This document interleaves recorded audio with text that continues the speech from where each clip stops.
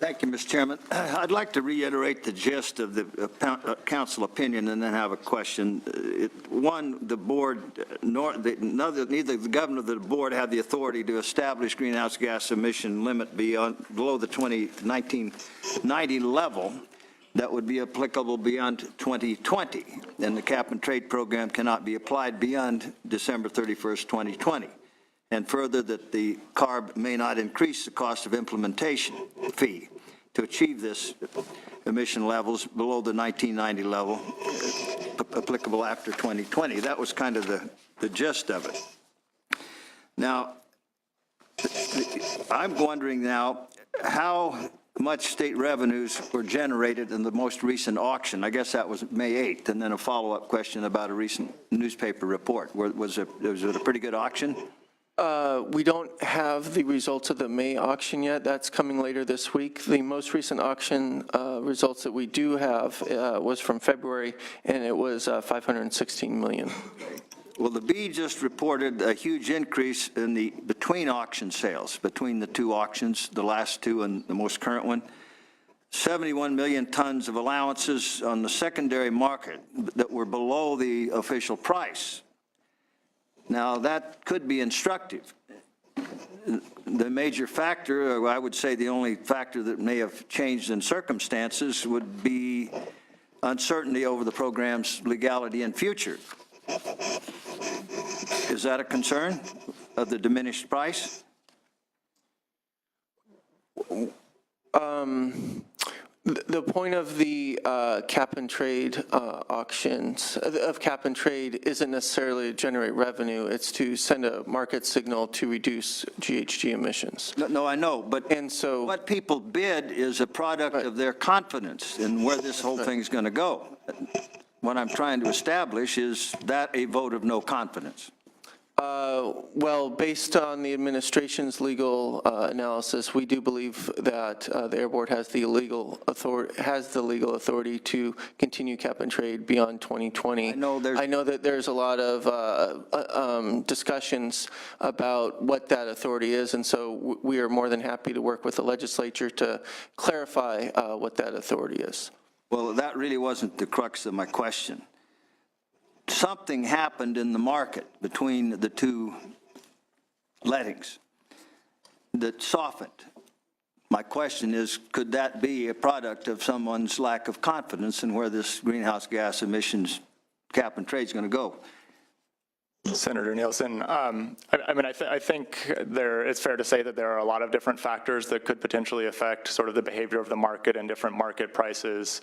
Certainly one of them could be, I think, potential legal challenges and expectations about what would happen to the program in the future. Could also be just related to, again, the long-term nature of the program, expectations about sort of how stringent the cap is going to be in the long term could influence purchasing decisions now. So there are a variety of factors that could impact sort of the prices of allowances, particularly on the secondary market, some of which could be related to some of the legal uncertainty that you're talking about. Understood. I confess I'm no fan of this, but on the other hand, it's a very big deal, and it's very complicated. And we're building a lot of assumptions and a lot of constituencies that are going to be dependent for a long time on these funds. It's a huge piggy bank. And some folks are getting left out, like the dairy digesters, and I don't know why they are getting left out. I'd like that answered here today, too. But that said, I think I've raised my point. Thank you, Senator Nielsen. I think we're going to begin with public comment. I count close to 30. So if you could please keep your comments. We want to hear from you, but as succinct as possible. I'd say no more than a minute. And if you go any longer, you're going to see probably both of my eyebrows go up. Oh, no. And before we begin, Senator Allen did tell me he had a comment or question. Okay. I just wanted to associate myself with Senator Bell's comments, and I just wanted to, because ultimately, I think we're all in just a terrible place in our big cities right now with regards to congestion and traffic and transit problems. I am willing to vote for this, but I do so having listened very carefully to your comments, Mark. I was in the other room. and heard your comments, Senator, with regards to making sure that this is going to be something that's going to be part of the conference committee process. I mean, ultimately, last year's Senate plan had 350 to 400 million for transit, and I think it's got to be an extraordinarily important part of this this package when we look at trying to find more sustainable ways for people to get around. It improves quality of life. It's clean. It creates jobs, and I think we would all be remiss if we weren't doing more to help grow transit in our state. Thank you, Senator Allen. I agree with you completely. Let's begin. Thank you. Thank you, Chair and members. My name is Melissa Romero, and I'm from the environmental group Californians Against Waste. And we are really surprised to see CalRecycle funding cut in half. And we're wondering what the rationale is behind this decision, especially because the LAO has reported that CalRecycle programs ranked among the most cost-effective in terms of dollars spent per GHG reduced.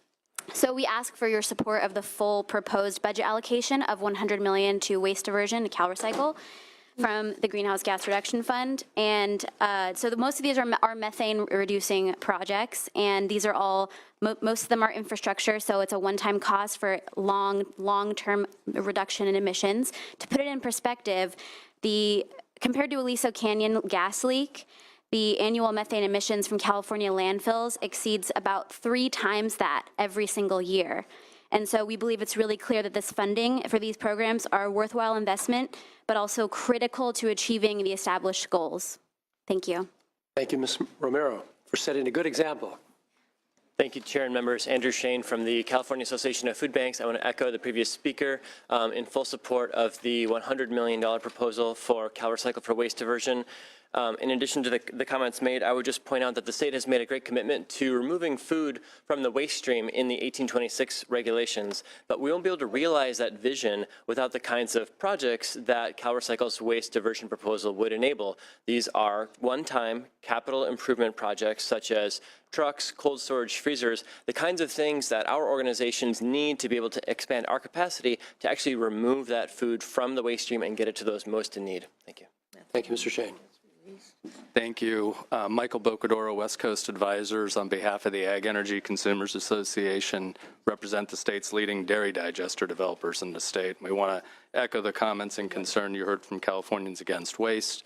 It's a little mind-boggling to all of us who have been deep into the short-lived climate pollutant discussion. It's supposedly 40% of the state's GHG forcing emissions in California, yet we're cutting funding to near zero when we probably should be dramatically increasing it. Second point, echoing what you heard from Californians Against Waste, like landfill diversion projects, dairy digester, dairy methane reduction projects provide the best bang for the buck of all the projects currently being funded by the state. So why we're cutting those is mind-boggling to a lot of us. There isn't, I'm not going to ask you for the rationale as to why that's being done. There clearly isn't any rationale. It's a political message. We're not sure what it is, but we think it's going to make the process a lot more difficult than help. But it just makes zero sense to be cutting these important incentive programs at a time we're having a very difficult debate about how to reduce short-lived climate pollutants. Thank you. Great. Thank you, sir. Mr. Chair and members, Mike Dillon representing the California Association of Sanitation Agencies and Major Wastewater Agencies, and also County Sanitation Districts of Los Angeles, which serves 78 cities and about 5.5 million people. Also relating to the 50 million reduction in the waste diversion. In recent years, a few of our agencies have begun, including LA County Sanitation Districts, accepting food waste from restaurants under contracts with the waste haulers. The food waste is pre-processed, fed into our existing wastewater digesters, and this substantially increases the biogas that's generated at the agency. The result is more self-generated electricity, less energy demand from the grid, and importantly, less organic waste going to the landfills and significant GHG reductions. our folks estimate that more than 50% of the organic waste currently being developed by the restaurants could be going to landfills. That is going to landfills, could be received by our wastewater agencies and then pre-processed and resulting in additional digester gas and electricity. So, however, to fast track it, we need some more money. $50 million just doesn't make it. Thank you. Thank you. Mr. Chair, Beth Olasso on behalf of Inland Empire Utilities Agency. I want to echo the comments of Mr. Dillon. Wastewater agencies have a great value in existing capacity in their digesters to take diverted organic waste from landfills to help meet those goals. The $50 million is not going to jumpstart that industry. These agencies are public agencies, very efficient, responsible to the public, and we urge your inclusion of that extra money. Thank you. Thank you, Ms. Olasso. Good afternoon, Mr. Chair and members. Tricia Geringer with Agricultural Council of California, here on behalf of our dairy farmer members who also own processing facilities throughout the state. We respectfully ask for a restoration of the funds for dairy methane emissions projects, and very much want to keep California as the #1 dairy producing state. We want to keep it that way. We don't want leakage to other states. So with respect, ask for consideration, restoration of those funds. Thank you. Thank you. Mr. Chair and members, Jolena Voris here on behalf of the urban counties of California. I want to voice our support for the local climate plan. In the Senate proposal, it's $400 million. The governor's January budget was $100 million. We know that negotiations are ongoing. We just want to ensure that local governments can have their own pot of money, because we believe we can access that and do projects quickly on the ground to reduce GHGs. Since there was a question about the program, the original idea was that it would be for energy, transportation, water, waste reduction, and other GHG reducing projects. So there are some specificity, but it will be done by the Strategic Growth Council, but we are in strong support of that program. Thank you. Thank you. Mr. Chair, members, Josh Malone on 4 groups: the Community Alliance with Family Farmers, the Organic Farmers Association, the Compost Coalition, and also the California Climate and Ag Network. We are signatories to this letter that you have, May 24th. Over 100 groups supported the May revised version of the Natural Resources and Working Lands. We do want to call out specifically the Healthy Soils Initiative, which you fully fund, which we're very appreciative of. And finally, just to urge the reinstatement of that $100 million for the CalRecycle projects. The LAO's office did an analysis, and I believe the top most cost-effective intervention at $4 a ton is organic diversion and recycling. So we urge that that's a really good, cost-effective way of addressing this problem. Thank you. Thank you, Mr. Malone. Good afternoon. Matthew Milan with the U.S. Green Building Council. We really support the funding for the energy efficiency and renewable energy funding, especially the $30 million for energy efficiency for the public buildings. Thank you. Thank you.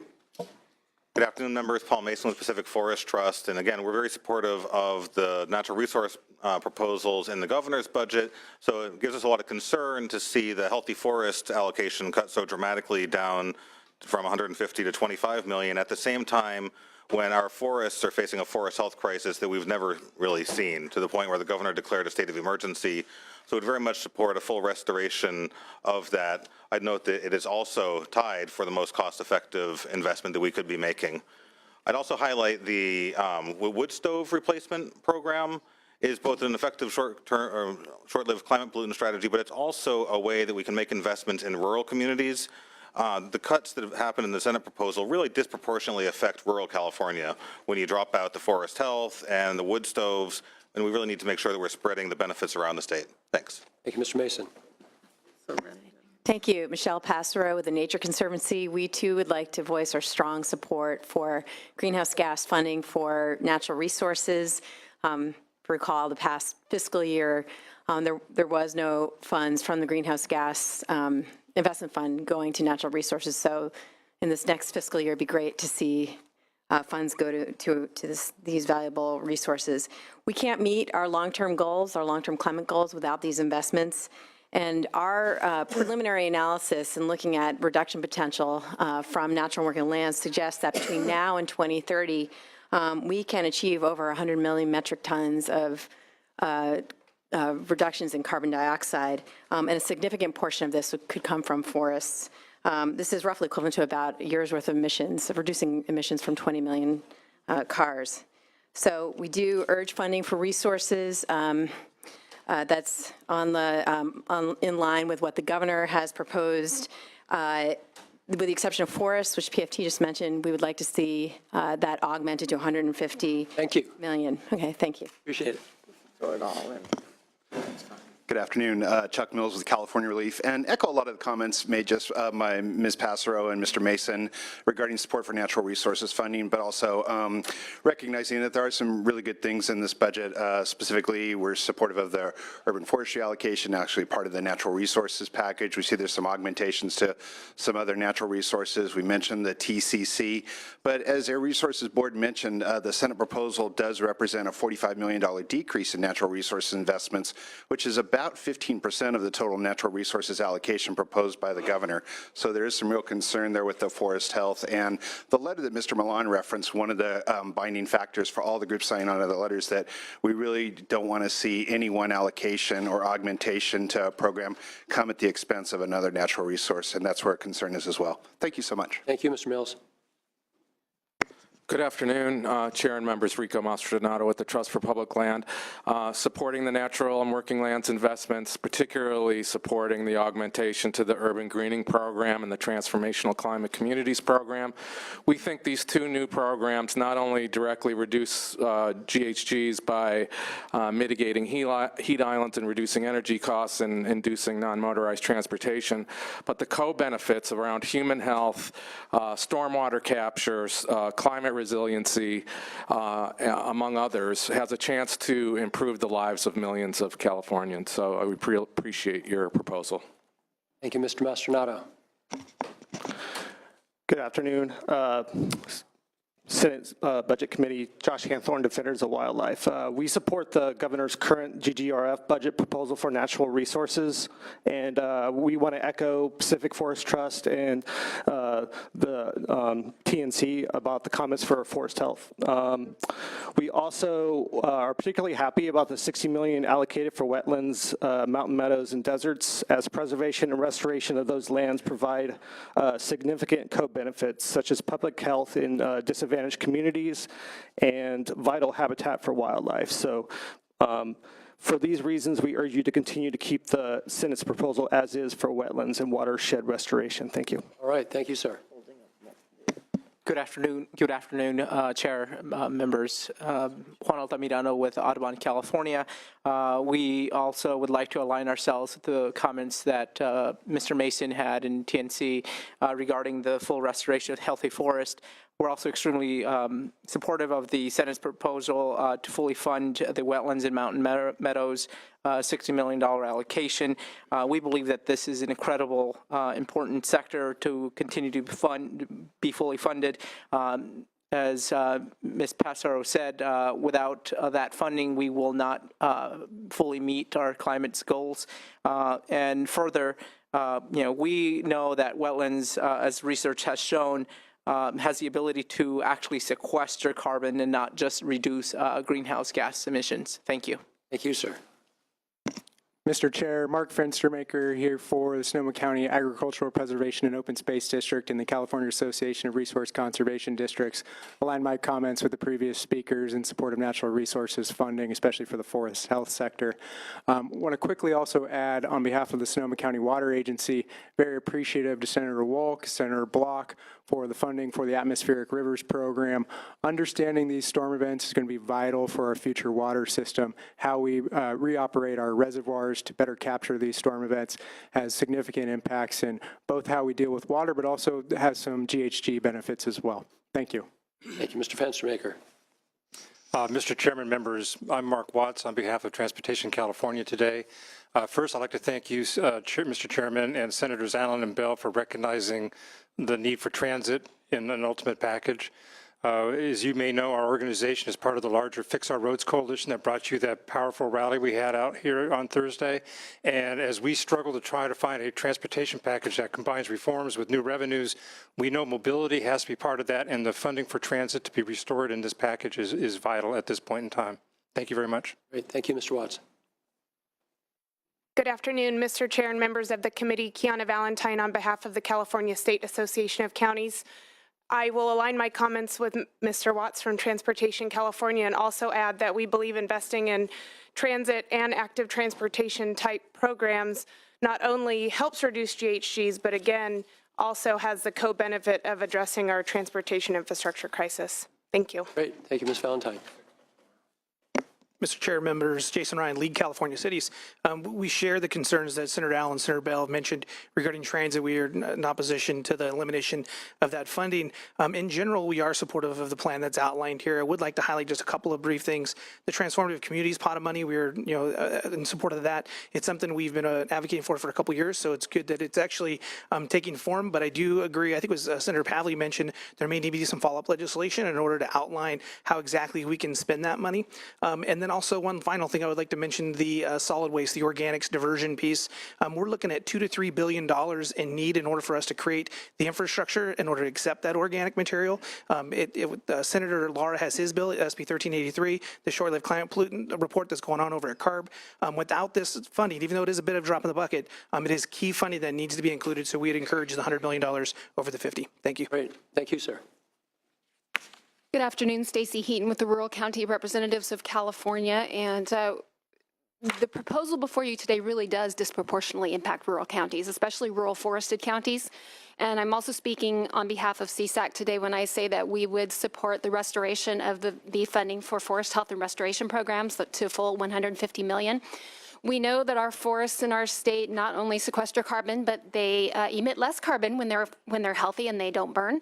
We also know that they're going to burn more in the face of the tree mortality epidemic that we have going right now. And we need to invest in these forests. It can't keep waiting, and it can't be keeping pushed off until we're ready to finally step up and invest in our forests. We'd also like to echo some of the comments that have been made about the waste diversion money and the restoration of those funds as well. We cannot meet our goals for waste diversion unless we have the money to invest in infrastructure. So we would support restoring the $100 million to Cal Recycle for waste diversion programs as well. Thank you. Thank you, Ms. Keaton. Thank you, Mr. Chair and members. Christopher Castrillo on behalf of the California Green Business Network. As part of the ongoing conversation that you noted, the Assembly included as part of their plan a $1 million appropriation for the purpose of expanding the California Green Business Program. These programs target a critical, underserved, and let's say uncapped sector as well, small to medium-sized businesses. They're operated by local governments, local chambers of commerce, many of which are represented on the dais here today. At the appropriate time, we'd urge your favorable consideration of that proposal as well. Thank you. Thank you. Thank you, Mr. Chair, members of the committee. Jeremy Smith here again on behalf of the State Building and Construction Trades Council. While supportive of the governor's plan, we are supportive of the Senate action today, particularly the money for high-speed rail, the continuous appropriation, and the intercity rail and low-carbon transportation program. We are concerned about the discrepancy in funding. We believe the conference committee will be able to along with stakeholders, work out that discrepancy as well as a long-term transportation funding plan fix that we need in the state. Thank you. Thank you, Mr. Smith. Well, Mr. Chair, I'm Brent Newell with the Center on Race, Poverty, and the Environment. I'd like to state our support for the removal of the dairy digester funding and would like to work with you going forward on that issue. It's a critical issue for disadvantaged communities in the San Joaquin Valley where they suffer the worst air pollution in terms of fine particulate matter pollution, the second worst ozone pollution. Dairy digesters, when they burn that methane gas in those icy engines, they emit pollution that's worse than a natural gas-fired power plant.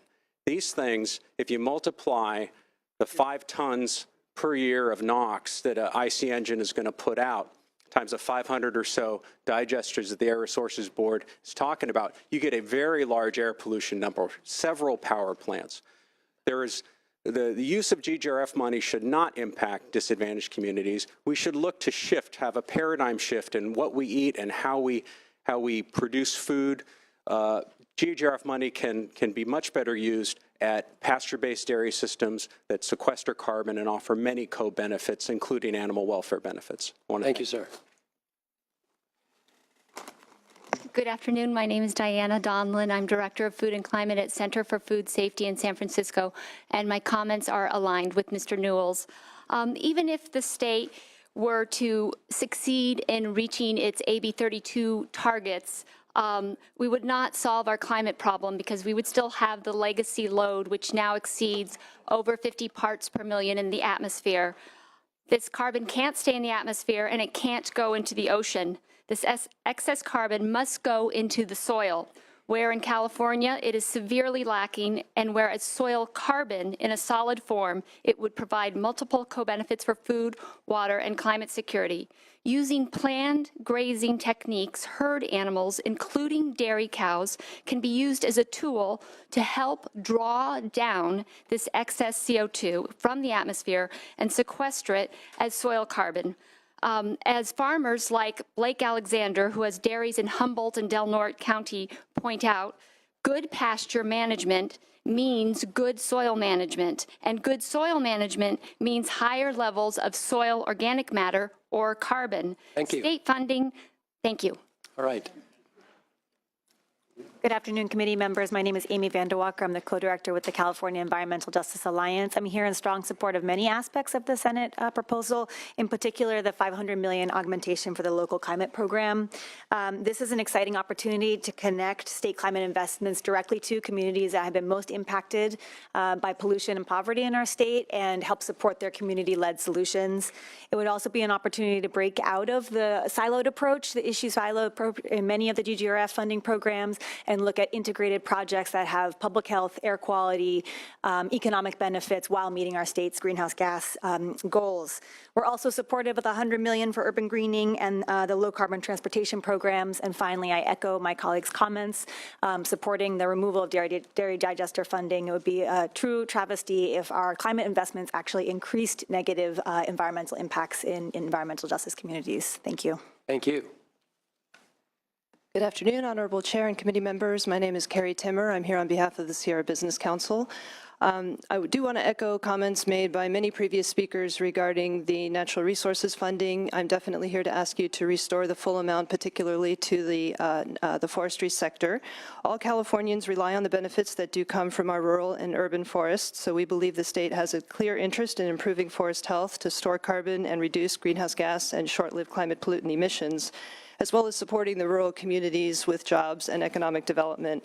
Therefore, again, we ask you for the full amount to be restored. Thank you. Thank you, Ms. Timmer.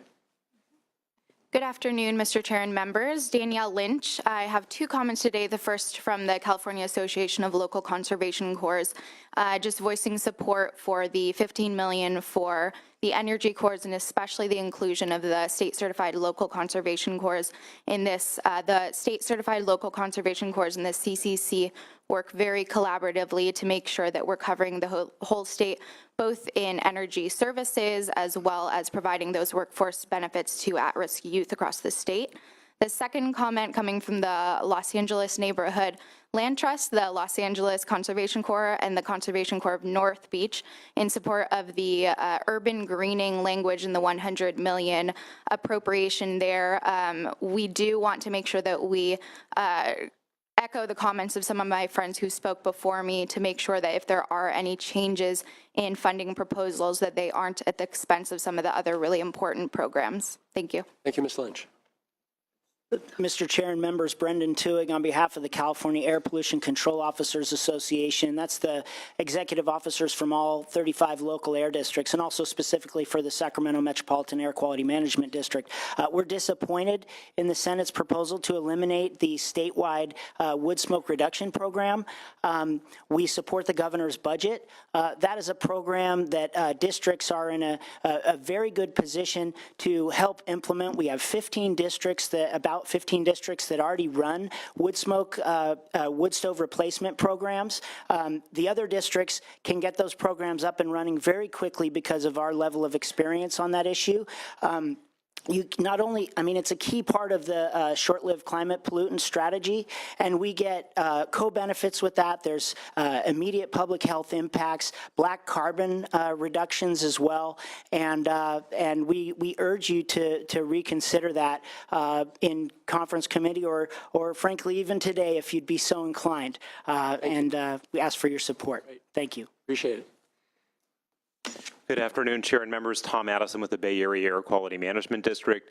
Wood smoke is an issue statewide from a public health perspective in the Bay Area. When we exceed the PM standards, the single greatest source of PM at those times during those exceedances is wood smoke.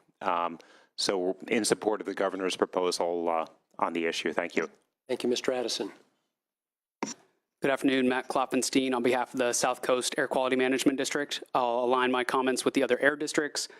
South Coast has been running a very successful wood smoke program down in their area, and we hope that the Senate will reconsider its proposal to cut the funding there. So thank you. Thank you, Mr. Klopfenstein. Hi, I'm Will Barrett with the American Lung Association in California. I'm also speaking on behalf of the Natural Resources Defense Council. I want to state our support and echo some of these comments about the wood smoke program and the short-lived climate pollution program in general. We support the governor's budget proposal on that and would like to see those funds restored. We'd also like to express our support for your discussion earlier to maintain the commitment to transit as you go forward. We view that as a critical component of building healthier communities in California when done right. So on both the short-lived pollutants, the wood smoke program, and the transit, we urge your continued attention on that, and thank you very much. Thank you, sir. Fireplaces to death. Hi. Kara Perkins from the California State University. I just want to speak in support of the continued inclusion of this issue in the UC on this list with $60 million for renewable energy and energy efficiency. This will help us reach those goals in our systems, but also take a step the deferred maintenance backlog that we've got on the campuses with HVAC and lighting systems. Thank you. Thank you, Ms. Perkins. Good afternoon, Chair and members. Jeannie Wardwaller with the California Bicycle Coalition. I want to support a couple of items in the Senate proposal. We're very supportive of transformational climate communities. We think that could be a way to get some walking and biking projects funded that are really important locally. We also are supportive of the urban greening and urban forestry proposals, because those definitely are also supportive of making the walking and biking environment more comfortable. But we ask that you also consider making a direct investment in the state active transportation program, which is providing those infrastructure projects that are allowing people to have a safer place to walk and bike, and also the transit programs, as was said before, both investing in discounted transit passes for low-income folks and students, and also in transit service and operations. Thank you. Thank you. Good afternoon, Joshua Stark on behalf of Transform, Policy Link, and Public Advocates. I'd like to align my comments with those of the California Bicycle Coalition, California Relief, TNC, TPL, in regards to the investments, also the California Environmental Justice Alliance in regards to the investments in transformational climate communities, as well as the biking and walking and transit. And I would also like to align my comments with those of Senator Bell earlier in the day. I really appreciate those comments. It was a little bit of a shock, I think, for our community to see no additional investment in transit moving forward within the GGRF conversation here at the Senate side beyond just the conversation around transportation funding generally. We believe that programs like transit operations, in particular bus operations, can quickly and efficiently move people using the existing grid. And capital projects are very important. The $400 million in the governor's proposal, we believe, should be split and include $200 million towards the capital projects, $150 million towards transit operations, and $50 million towards the transit pass program, as Ms. Wardwaller had mentioned. Thank you very much. Thank you, Mr. Stark. Thank you, Mr. Chair. Members, Jason Schmelzer here on behalf of the California chapters of SWANA and the City and County of San Francisco. Want to echo previous comments in support of restoration of the $100 million for CalRecycle. Thank you. Thank you, Mr. Schmelzer. Good afternoon, Corey Bullis on behalf of CalTrout. Like many of the speakers before me, we also strongly support funding for natural resources, but we especially support the funding for wetland and watershed restoration. Thank you. Thank you. Good afternoon, Chair and members. Katrina Robinson on behalf of the Carbon Cycle Institute, and John Wick, the co-founder of the Marin Carbon Project and the Global Compost Initiative. I'd like to support the funding for the natural and working lands, and particularly the $20 million for healthy soils. And I would also like to support renewed funding for the short-lived climate pollutant reduction goals, and that includes both funding for CalRecycle and to the Department of Food and Agriculture for anaerobic digestion, but also other types of manure management technology. Thank you very much. Thank you, Ms. Robinson. Mr. Chairman, members, Josh Pane on behalf of the California Refuse Recycling Council. You've heard all the reasons that we need $100 million for the waste diversion. That means getting organics out of the landfill. We could actually use $200 million a year for 5 years. We would start, just to start, to begin to get those organics out of the landfill. We'd urge your support for the full $100 million. Thank you. Thank you, Mr. Pane. Mr. Chair, members, Jean Hurst here today on behalf of the County of Santa Cruz, also concerned about the elimination of the funding for the wood smoke reduction program. There are as many as 20,000 wood-burning stoves in the pristine redwood forests of the San Lorenzo Valley. At current funding, we would be able to trade out 35 to 40 on an annual basis. That would take us over 500 years. We would urge your reconsideration. Thank you. We appreciate all of your comments and concerns and passion, and also high marks across the board. You kept your comments succinct. Really appreciate that. So, colleagues, we have a motion by Senator Wolk, which in its broader sense will reject the proposal, but instead approve the proposed Senate package as shown on your attachment B, but then Senator Wolk, you wanted to just clarify a little bit further. Right. That would include $520 million for transportation. This is below the line. This is the non-continuously appropriated funding. So $520 million for transportation, $235 million for carbon sequestration, $230 million for energy efficiency and renewable energy, $50 million for waste diversion, $400 million for local climate programs, $50 million for water efficiency, and $3 million for community outreach to disadvantaged communities. And Mr. Chair, I was going to add to that package the intent of the committee to set aside the $9 million for the atmospheric rivers to be funded as part of the $15 million general fund of the Energy Commission. That's not GRF money. Thank you for those clarifications, Senator Wolk. And as we take this role, again, we need to take no action on the continuous appropriation. This is everything other than that as described. No other questions, comments? Senator Pavley. Not to stir things up at all, but maybe a bit of good news under the short-lived climate pollutant category, which right now the Senate is a little devoid of.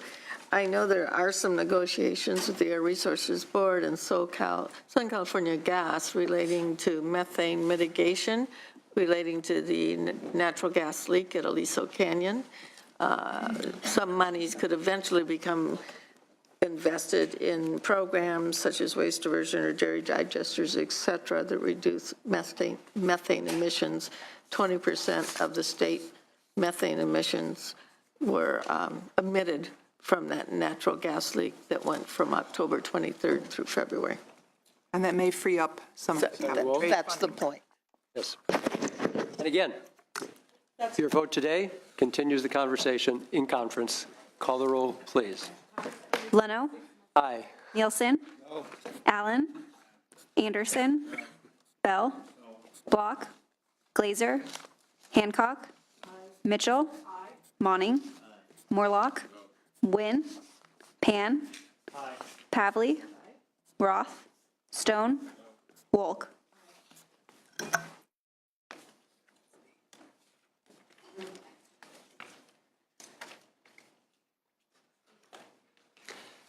That measure passes 8-5.